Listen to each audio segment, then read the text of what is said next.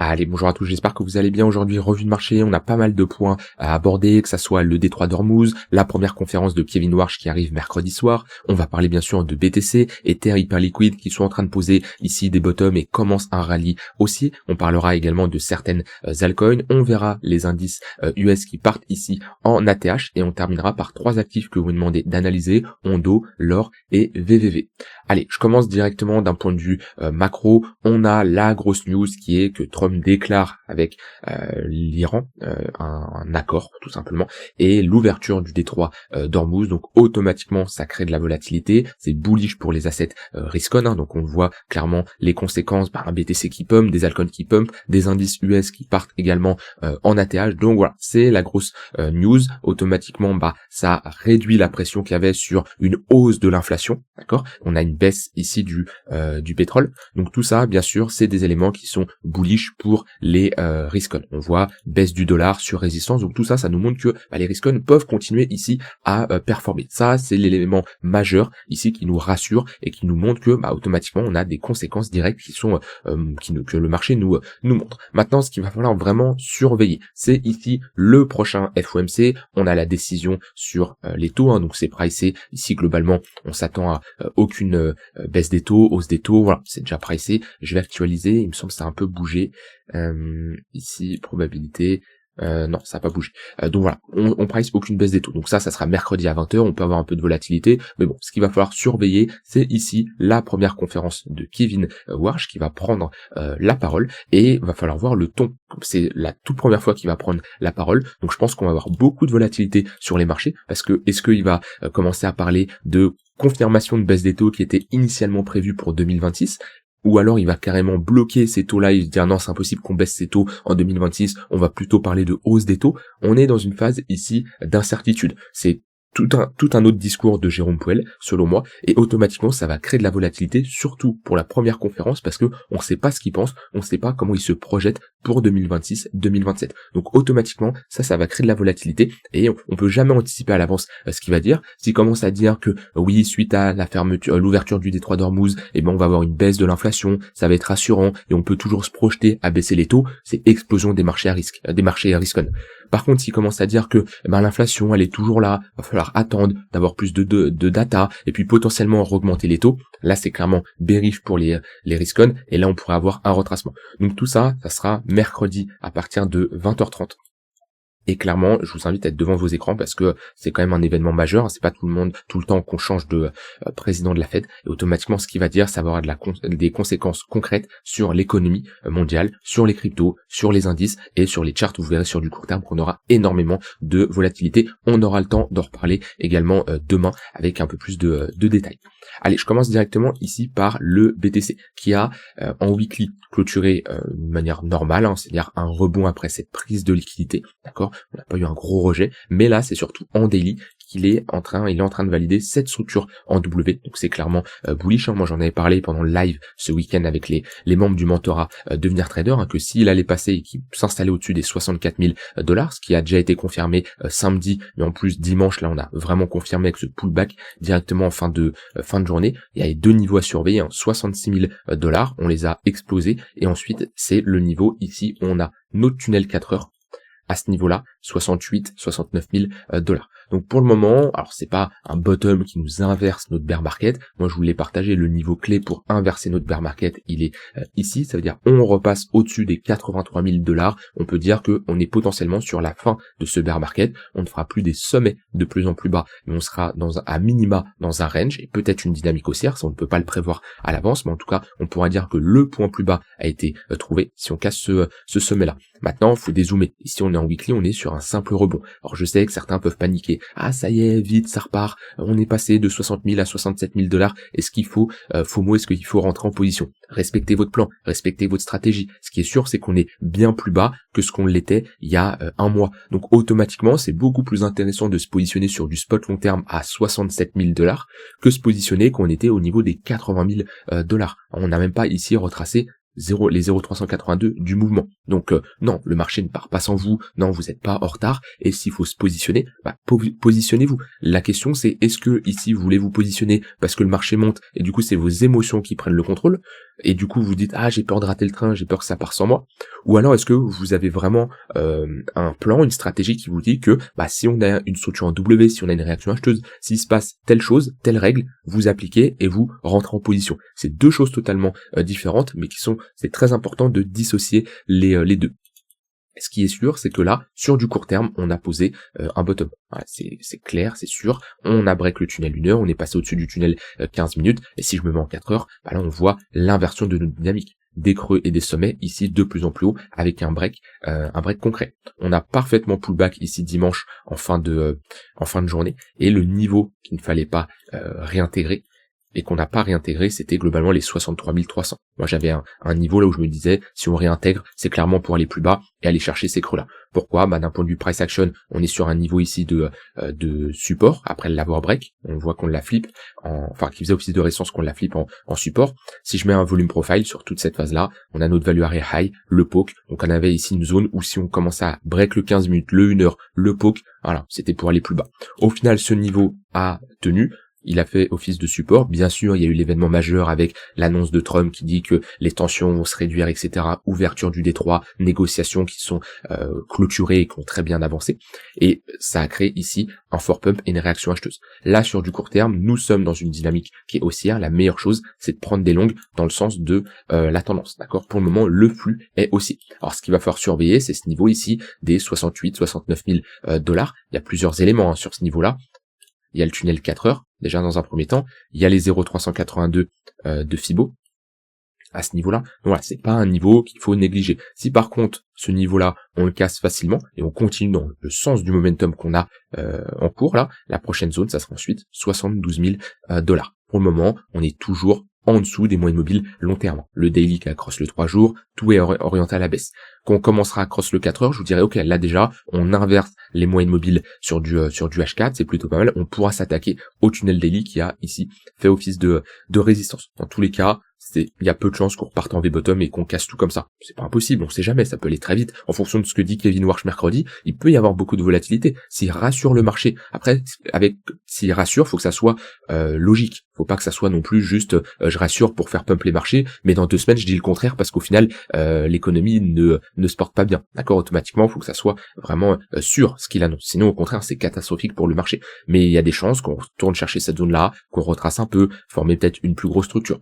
Ce qui est sûr c'est de s'adapter avec ce qu'on voit. Moi ce que je vois ici c'est on a une tentative de bottom qui se met en place, qui a été posé, en tout cas sur du court terme, suite à cette prise de liquidité. On n'a pas cassé ici notre bad range. Et ici, en plus, si je dis pas de bêtises, je prends notre volume profile de toute cette zone-là, on réintègre la value area low et on réintègre le poke. Donc ça reste quand même un signal plutôt bullish. Là, le fait de réintégrer notre value area low, logiquement, il y a des stats, faudrait que je les retrouve. Alors c'était des stats de l'époque, les premières fois où les gens utilisaient des volumes profile, je sais qu'il y a beaucoup de stats qui se faisaient sur les réintégrations de value area low et value area high. Je pense que ça a bougé maintenant, surtout sur les cryptos, c'était pas des stats qui étaient réalisés sur les cryptos, mais il me semble qu'il y avait une stat à 70 ou 80% de chance quand on a une réintégration de value area low ou de value area high, il y a 70-80% de chance d'aller chercher l'extrémité opposée. À voir si ces stats ont évolué avec le temps, mais moi je sais quand je m'étais formé à l'époque, il y a plus de 5-6 ans maintenant, largement, 7 ans même, 6-7 ans, j'avais entendu cette stat là, et c'est quelque chose que je vous dis assez souvent. Je vous dis pas à 70-80%, mais souvent qu'on a des réintégrations de value area low ou de value area high, c'est pour aller chercher l'extrémité opposée. C'est clairement quelque chose que je vous avais dit ici, qu'on a perdu notre value area high, on voit qu'on était directement chercher l'extrémité opposée. Donc pour le moment, bullish sur le BTC. C'est pas à moi de vous dire si vous devez acheter et vendre, si vous devez vous exposer sur du long terme. Respectez votre plan, votre capital que vous avez en cours là, votre gestion de votre balance cash crypto. Surtout, après c'est à vous de voir si vous devez ou pas vous exposer. Surtout, commencez pas à FOMO. Là, sur du weekly, on est sur un plus 7, plus 8%. Ok, faut dézoomer. C'est insignifiant. Si je me mets en logarithmique et je dézoome comme ça, on voit que voilà, on est juste sur un petit pump. Commencez pas à croire que le marché part sans vous. Ce qui est sûr, c'est que sur du court terme, on a ici un très bon momentum. Moi, j'ai pris des longues ici sur la journée. J'ai pris un premier long sur le BTC. Je me suis fait stop loss. Vous connaissez un peu ma stratégie. C'est-à-dire que j'ai ici un momentum haussier. J'attends un premier pullback dans le tunnel 3 minutes qui a eu lieu. C'était ce matin ici à 9h55, le premier pullback. J'ai pas eu de réaction acheteuse tout de suite. Bon, j'ai attendu, temps d'avoir une réaction acheteuse. J'en ai eu une ici Je me suis positionné au moment de la clôture, stop loss sous le plus bas. Alors j'aurais pu être un peu plus prudent et mettre un stop loss sous le tunnel, mais j'avais pas spécialement un risk reward incroyable. Donc voilà, globalement j'ai mis un stop loss sous le plus bas. Je me suis fait enclencher, puis j'avais pas spécialement invalidé notre tunnel 3 minutes, il n'était pas cassé. Donc je me suis repositionné sur cette réaction acheteuse qui nous valide un petit W. Si je me mets en close line, on le voit ici, et stop loss sous le plus bas pour aller chercher le point pivot daily. Et j'ai eu un TP partiel à 50% à peu près de cette impulsion. Donc voilà, j'ai pris juste 2 trades aujourd'hui sur le BTC. Il y a pas mal d'actifs ici, c'est le cas sur Ether et d'autres actifs. On est revenu chercher le tunnel 3 minutes et on a eu directement une réaction acheteuse. Donc pour le moment, on est dans un momentum haussier. Donc faut exploiter ce momentum. Vous savez que moi, mon but c'est jamais d'anticiper à quel moment le marché va se retourner. Mon but c'est, ok, je constate. Est-ce qu'on a un flux haussier, baissier? Comment est le flux? Le flux est baissier, je cherche des shorts. Le flux est haussier, je cherche des longues. Et vous voyez, la plupart des traders sur internet vont vous dire oui, il vous faut tel indicateur pour anticiper, vous devez savoir faire ça, faire ci, etc. Moi, je peux changer d'avis en 1 heure, 30 minutes, en 1 seconde, je m'en moque. Ce qui compte pour moi, c'est quelle est ma tendance. Ma tendance haussière, je cherche des longues. C'est-à-dire que ici, je peux très bien chercher des shorts si on commence à s'installer plus bas. Vous voyez, si on avait été bien plus bas, j'aurais pu prendre des shorts. Et il suffit d'une grosse bougie d'impulsion comme ça, suite à une news ou peu importe, en 5 minutes, je passe de bearish à bullish. Mon but, c'est pas un concours d'ego. Mon but, c'est pas de vous dire, vous voyez, j'avais raison, j'avais dit qu'il allait se passer ça, etc. Non, mon but, c'est de faire de l'argent. Et mon but, c'est tout simplement de m'adapter à ce que me montre le marché. Et là, le marché me montre qu'il est bullish pour le moment. Dans 5-10 minutes, ça se trouve, ça va être autre chose. On a une news qui est terrible qui nous fait ça, je deviens bearish directement et je cherche des shorts. En tout cas, pour le moment, c'est pas le cas. Donc voilà, pas mal ce que nous fait le BTC. D'un point de vue order flow, on liquide un peu de short. On n'a pas ici l'open interest n'est pas trop convaincu au niveau de ce mouvement, pas un gros soutien. Ce qui est plutôt pas mal, c'est que on monte ici avec un funding qui est plutôt négatif. Donc ça c'est encourageant. Je vous rappelle que toute la dernière hausse qu'on avait réalisé sur cette montée-là, vous voyez, c'était un funding avec un funding fortement négatif, et dès qu'on a eu un changement au niveau du funding, qui s'est accompagné également à un changement du sentiment de marché global, où ici, les gens ne croyaient pas à ce mouvement-là, et ici, le biais est redevenu un peu plus bullish, pas euphorique non plus, mais globalement neutre, voire un peu bullish. Changement ici sur les datas, au niveau du funding, et également, le marché fait l'inverse de ce que la majorité des gens pensent. Donc là, si on peut monter ici, avec un funding qui est négatif, ça peut être plutôt pas mal. En tout cas, sur le CBD également, il y a un soutien qui est en cours. Donc voilà, exploitez ce mouvement à la hausse, prenez des longues. Moi, je vais être plutôt bullish sur cette semaine. Attention, peut-être la volatilité va un peu se calmer demain soir, mercredi, en attendant la conférence. En général, les traders investisseurs ne veulent pas trop se positionner avant ce type d'actualité, de news qui arrivent, parce que c'est des news quand même majeures qui vont impacter le marché, donc ça peut être un peu plus calme. Ce qui est sûr, c'est que pour le moment, cette tendance est haussière. Jusqu'à quand? Je ne sais pas, on a vu les différentes zones à aller chercher, puis après c'est à vous de prendre vos profits sur la montée, et les retracements court terme sont des opportunités pour se positionner. Allez, au niveau d'Ether, qui surperforme ici le BTC, vu qu'il est un peu plus retracé, ici il retrace une partie de son mouvement. Alors c'est pas pour ça qu'il est extrêmement bullish pour le moment, parce qu'on est toujours sous les moyennes mobiles, sous notre value réelle haut, on est dans le tunnel 4 heures. Si on a ici une réintégration, ça peut être pas mal, c'est-à-dire qu'on revient chercher ce niveau des $1 500 qu'on avait vu ensemble, c'était un niveau clé sur Ether qui faisait, c'est un gros niveau de support. Si on commence à faire un V-bottom au réintègre, ça peut être un point bas qui peut être trouvé beaucoup trop tôt pour parler de point bas pour le moment. Il faudrait réintégrer cette value à low. Vous voyez, on n'y est même pas comparé à BTC qui lui l'a réintégré. Donc voilà, Ether est un peu en retard, c'est normal. Alors, il performe plus aujourd'hui, mais si on regarde sur les derniers jours, il s'est fait clairement surperformer par le BTC. Bon, en tout cas pour le moment, c'est plutôt pas mal. Sur du court terme, ici, si je mets les moyennes mobiles, on repasse au-dessus du 15 minutes, au-dessus du 1 heure, on est pile poil dans le 4 heures et au niveau de notre value réelle haut, donc ça me surprendrait pas ici de galérer à passer vers les $1,850. Si je regarde au niveau des points pivots, voir ce qu'on a ici, hop, on bute parfaitement sur un point pivot mensuel, on a éclaté tous les points pivots weekly, c'est pas surprenant au vu de la volate, mais ici on est pile poil sur un point pivot mensuel. Voilà, donc il fait office de résistance, on est dans le tunnel 4 heures, donc ça me surprendrait pas ici d'avoir une petite phase de prise de profit des acheteurs, d'avoir un ralentissement. C'est pas pour ça qu'on pose un top, mais en tout cas on peut buter et range un peu ici pour avoir une reprise ou alors un top, je ne sais pas, mais dans tous les cas on est une zone où potentiellement le marché peut se calmer. Puis après, si on arrive à pousser plus haut, si on arrive à casser notre tunnel 4 heures, ici, bah, la prochaine zone, hein, c'est le tunnel daily, hein, comme on avait, alors là, comparé au BTC, lui, on avait été dans le tunnel daily, Ether, lui, n'avait pas poussé, relativement faible Ether dans cette zone-là. Mais pareil, étape par étape sur Ether. Alors lui, on a fait une clôture weekly, non, c'était il y a 2 semaines, elle a été vraiment bearish, puis la clôture weekly assez classique, après autant de volatilité, souvent, une grosse bougie rouge comme ça, on rentre dans un plus petit range. Puis après, là, bah, pour le moment, on est juste sur un retracement. Si on regarde en weekly, on a ici un creux, un sommet, un creux plus bas. Hein. C'est pas pour ça que le bottom est réalisé. Hein. Si on fait ça, on pourra parler de bottom, parce qu'on casse un précédent sommet. Si on fait ça, on pourra parler également de bottom, parce que là, on aura une structure de retournement. Mais pour le moment, on peut très bien faire ça également. Donc attention à ne pas s'enjailler trop rapidement. C'est de la gestion de risque. Hein. Le trading, l'investissement, c'est de la gestion de risque. Le marché, c'est de l'incertitude en permanence. Vous ne serez jamais sûr de rien. Il n'y a aucun monde où le marché vous donne le signal ultime que tout le monde voit, tout est aligné, tout va bien dans le meilleur des mondes, vous prenez votre longue, tout part dans votre sens. Non, c'est pas possible. Au bout d'un moment, faut un peu poser les couilles sur la table et faut déterminer des probabilités, associer à une gestion de risque. Et puis voilà, après, faut assumer vos positions, faut couper quand ça va mal, faut prendre vos profits quand ça va bien. Puis c'est comme ça qu'on trade.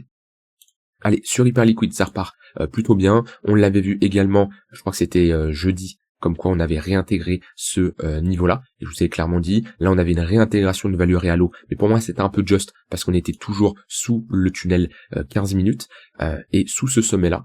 Et moi je vous avais clairement dit que pour vraiment parler de break et retourner potentiellement faire un ATH, faut casser ce sommet-là. Voilà, c'est classique, hein, c'est-à-dire que on a une réintégration, ok, mais la réintégration, je veux un break d'un précédent sommet, et elle se fait à ce moment-là. Break de ce précédent sommet, pullback ici, tendance haussière. Puis voilà, un classique, on réintègre la value réalo, objectif, aller chercher l'extrémité opposée, notre value réa high. Vous voyez, là, ça a été plutôt bien réalisé. Maintenant, attention, on est sur des niveaux de résistance, on est sur la ligne de coup de ce M-top, voilà, on est sur pas loin des chiffres psychologiques des $70. C'est un niveau où là, l'offre a été supérieure à la demande, parce qu'on a structuré ici un M-top, sommet, creux, sommet, plus bas que le précédent, on a break, on a même retesté, donc ça me surprendrait pas ici d'avoir du mal à passer cette zone. On va peut-être la passer, mais pas facilement. Je vois mal un pump comme ça, to the moon. Ce qui est sûr, c'est que bah là, Hyperliquid repasse bullish, on repasse au-dessus de toutes les moyennes mobiles, on était déjà au-dessus du tunnel daily, comparé à la majorité des cryptos, hype qui est toujours forte là, le fait d'être repassé au-dessus de ces moyennes mobiles, on est au-dessus du 4 heures, du 15 minutes, du 1 heure, donc non, c'est plutôt pas mal, et si on fait ici un nouveau sommet, bah on pourra aller chercher tranquillement cette zone-là, que j'ai tracée il y a un long moment. Cette zone-là, elle a été tracée, on était dans cette zone-là, c'est une bonne zone de résistance, où hype peut aller, hein, depuis qu'on a fait l'ATH, c'est clairement l'objectif, hein, d'aller chercher globalement cette zone-là. Donc voilà, affaire à suivre. Maintenant, attention, on n'est pas n'importe où, on est sur cette zone de résistance, on est là dans notre zone de rechargement de short, 0,118, 0,786. C'est pas là où on FOMO long, on prend des gros longs pour viser des extrémités plus hautes. Non, quand il y a des réintégrations, ok, quand il y a des retracements, ok, mais quand on est ici sur des niveaux de résistance, vaut mieux clairement être prudent. Allez, au niveau des indices US, bon bah automatiquement ça pump bien. Ça c'est quelque chose qu'on avait vu pendant le live ce dimanche. Hein, je vous ai clairement dit, si on passe ce niveau-là, alors c'était avant que Trump affirme comme qu'on allait avoir l'ouverture du détroit d'Ormuz, etc. Mais je vous ai clairement dit, si on passe au-dessus de cette zone-là, la polarité elle était ici. C'était clairement pour aller faire un nouvel ATH. Voilà. Et par contre, si on repassait sous cette zone-là, ça c'était dimanche, hein, si on repassait sous cette zone-là, c'était pour aller faire un plus bas ici. Bon bah voilà, résultat, on est passé au-dessus de cette zone-là, toutes les polarités sont dans le vert, on est au-dessus des moyennes mobiles, on fait ici un nouvel ATH, et bah c'est bullish, hein, c'est clairement bullish, le momentum reste bull, on a eu la petite frayeur ici du moins 5%, avec la cassure d'un niveau clé, on repassait sous le 4 heures, il y a eu une réintégration, ok, range au niveau de cette réintégration à ce niveau-là, petite phase d'incertitude, puis quand c'est comme ça, quand vous avez une réintégration, vous êtes toujours sous résistance, ce qu'il faut surveiller c'est, ok, quel est mon gros niveau de support, la polarité elle est ici, 7365, hein, ce gros niveau, et ensuite la résistance elle est ici, voilà, et vous attendez une cassure, on casse à la baisse, bearish, on prend des shorts, ok, pour aller chercher des plus bas, on passe au-dessus, bullish, bon là on a ouvert quand même gap haussier, délicat de prendre des longues aussi proches de l'ATH, mais ce qui compte c'est de retenir ici comment on analyse ce type de chart, comment on peut se positionner quand on a des réintégrations. Au niveau du Nasdaq, c'est exactement pareil. Voilà, le niveau, on peut les retracer. La polarité, elle était ici, ok, et l'autre, elle était à ce niveau-là. Donc quand on est dans ces zones-là, moi des fois, j'aime pas me positionner n'importe comment. C'est-à-dire que là, on est un peu des fois en mode cafouillage au niveau des moyennes mobiles, c'est-à-dire qu'on a 1 heure qui fait office de résistance, le 4 heures office de support, c'est pas facile. C'est-à-dire que là, c'est une zone morte ici. C'est une zone, c'est délicat de se positionner à ce niveau-là. Quand on a des réintégrations comme ça, ce qu'il faut surveiller, c'est est-ce que on repasse sous ce plus bas. Si on repasse sous ce plus bas, c'est très moche, ok, parce que c'est plus une déviation, on est vraiment sur une cassure, et là c'est pour aller plus bas. Si par contre on réintègre cette zone de résistance, on inverse notre dynamique, qui ici on faisait des creux des sommets de plus en plus bas, on fait des creux des sommets de plus en plus haut, puis c'est pour aller chercher le pressant sommet, qui est ici du coup un ATH. Donc on continue ici à monter sur le Nasdaq, et puis si tout va bien, si Kevin Warsh nous propose pas quelque chose de négatif pour les assets à risque, ici on peut mettre des extensions de Fibo. Ça nous donnerait entre 32 400 et 33 300 $, qui sont les prochaines targets sur le Nasdaq. Donc on serait ici sur un 4% jusqu'à 8%. Donc c'est plutôt bullish pour les cryptos. C'est rassurant d'avoir des indices qui repartent en ATH, même si on a une décorrélation qui est un peu plus importante qu'avant sur les cryptos. Enfin là on a une corrélation en cours, mais sur les derniers mois on avait vu comme qu'on avait une décorrélation entre les indices et les cryptos. Vaut mieux quand même avoir des indices qui poussent dans ce sens que dans l'inverse, en tout cas pour les cryptos. Au niveau du pétrole, on est en train de sortir de ce range par le bas, c'est plutôt bien. Si on revient chercher, je pense pas qu'on va revenir tout de suite rechercher des niveaux comme les 60 $, mais déjà le break de ce range par le bas, c'est un signal bullish pour la suite. Automatiquement détente ici des bonds, donc on retrace, ça c'est plutôt bullish, c'est-à-dire qu'on voit là les risk-on qui vont être tout simplement les indices, les actions, SpaceX, Apple, Microsoft, les cryptos, etc., qui sont bullish, et automatiquement, l'argent circule. Quand l'argent sort de certains actifs, c'est pour aller dans d'autres, et inversement. Tout ne peut pas monter, tout ne peut pas chuter en même temps. Donc là, on le voit, d'un autre côté, on a baisse de l'indice de dollars, baisse ici du rendement des obligations, c'est normal, on a des rotations de flux entre les risk-on et les risk-off. Au niveau des altcoins que vous m'avez demandé ici d'analyser, j'ai noté toutes les altcoins sur les dernières vidéos où vous m'avez demandé. S'il en manque certaines que j'ai oubliées ou que j'ai pas fait attention, n'hésitez pas à me le dire en commentaire. Puis voilà, on a notre liste à chaque fois, 3 par jour, et on est bien parti pour cette semaine. Allez, première ici, analyse de Ondo. Alors je vais prendre la charte entière sur Ondo. Voilà, parfait. Alors Ondo, on avait vu que c'était plutôt pas mal ce qu'il nous avait fait. Pourquoi? Parce que on avait cassé cette zone à la baisse, on avait ici trouvé un range qu'on avait cassé à la hausse, on avait presque pullback. Si je mets le tunnel daily, on était où là-dessus par rapport au tunnel? On consolidait dedans. Donc la résolution de ce range, ça peut être un bottom long terme. Moi je vous rappelle que je regarde très souvent le tunnel daily pour savoir est-ce qu'on bottom ou pas. Mais ouais, là c'est plutôt correct. C'est-à-dire que on a toute cette phase baissière qui est accompagné par un gros range qui casse à la hausse, donc on a une inversion de notre dynamique, plutôt moyen terme à ce moment-là. Puis là, si on arrive là on fait une fausse cassure, réintégration, l'objectif clairement aller chercher l'extrémité haute, puis si on sort de ce range par le haut, on pourra aller chercher la prochaine target qui est les 60 centimes de dollars. Maintenant on a quand même une charte qui est assez jeune, et là on a quand même piégé pas mal d'acheteurs. Donc je pense pas que ça va être facile de regagner ce niveau-là. On peut très bien rejeter pour former ensuite une plus grosse structure. Et casser fin 2026, 2027, c'est tout à fait possible. Là, on a quand même un range qui a duré pas loin de 1 an et demi et qui a cassé à la baisse. Donc c'est un gros niveau de résistance maintenant. Et je pense pas qu'on va le casser juste avec un V-bottom en 3-4 mois. Non, faut laisser le prix se développer. Mais en tout cas, la charte elle est plus intéressante que certaines altcoins qui eux ont continué de faire des plus bas. Et on a quand même eu ici une bonne réaction acheteuse. Si je regarde sur du plus court terme, on a fait ici un plus bas, on a réintégré, puis là on est repassé au niveau du milieu de range, donc je pense qu'au vu du price action, on peut aller chercher des niveaux plus hauts, 45 centimes de dollars, qui serait l'extrémité haute de ce range. Ensuite, on a ici une analyse de l'or qui a posé un top de marché, ça on l'avait vu ensemble sur YouTube, pour regarder la vidéo, je vous ai dit, ce sell-off ici, qui est assez important quand même, moins 20%, l'argent avait pris combien? Le silver avait pris combien? On avait pris un moins 40, ouais, c'était énorme. C'est l'offre très important. Comme ça, dans une tendance haussière, toujours retracement, zone de rechargement de short, c'est souvent un top. Puis là, ravalement baissier, réaction vendeuse. Puis depuis, c'est quoi? C'est sommet de plus en plus bas. Donc clairement, la charte ici, elle est baissière. La zone intéressante sur l'or, je ne sais pas si on ira, mais en tout cas pour du très long terme, alors on retournera pas chercher des niveaux 1008, 2000, vous pouvez oublier, d'accord? L'or il est cyclique, voilà, il a ses phases, si on se met en logarithmique, c'est je pump, puis après je fais un retracement, mais je retourne pas chercher les plus bas. Là, si je trace un Fibo, là je suis en log, bon, ça va être visible quand même. Vous voyez, 0,118, 0,786, là c'est intéressant de se positionner. Là je trace un Fibo, là, on n'est même pas revenu chercher les 0,118, tellement qu'on avait pump. Donc là, si je retrace un Fibo, pareil, si on retourne chercher 3005, on est sous les 0,382 sur du long terme. En tout cas, j'estime que c'est un niveau intéressant. Pourquoi on serait sur un retracement d'à peu près moins 37%?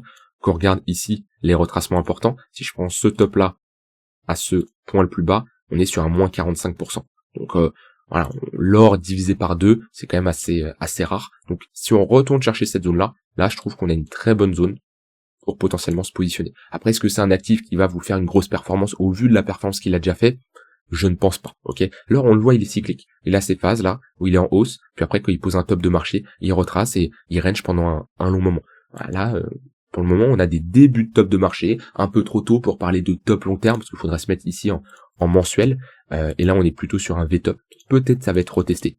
Faire quelque chose comme ça, c'est pas impossible, comme on l'avait fait ici. Vous voyez, on avait fait un bon retracement. De combien? De moins 20% pour structurer ce M-top. Puis après, quand le M-top a été constitué, on est parti à la baisse, on a range pendant un long moment. Ce qui est sûr, c'est que pour le moment, la chart, elle est plutôt baissière. On voit qu'on est sous le 1 heure, sous le 4 heures, on perd le tunnel daily. Donc moi, personnellement, je patienterais d'avoir soit un bottom qui se pose, soit un retracement sur un niveau bien plus bas. Et ensuite, vous m'avez demandé ici VVV. Alors, je me mets en weekly. Ah, ça, c'est une crypto qui a posé un bottom, qui est parti. C'est rare des cryptos comme ça, mais ça arrive, il y en a toujours quelques-unes, mais c'est intéressant, ceux-là, de les accompagner dans leur flux, en mode continuation de tendance. Puis après, vous mettez des moyennes mobiles. Vous voyez, on avait une bonne tendance haussière, au-dessus d'une heure, 4 heures. Tous les pullbacks 4 heures, ça s'achetait.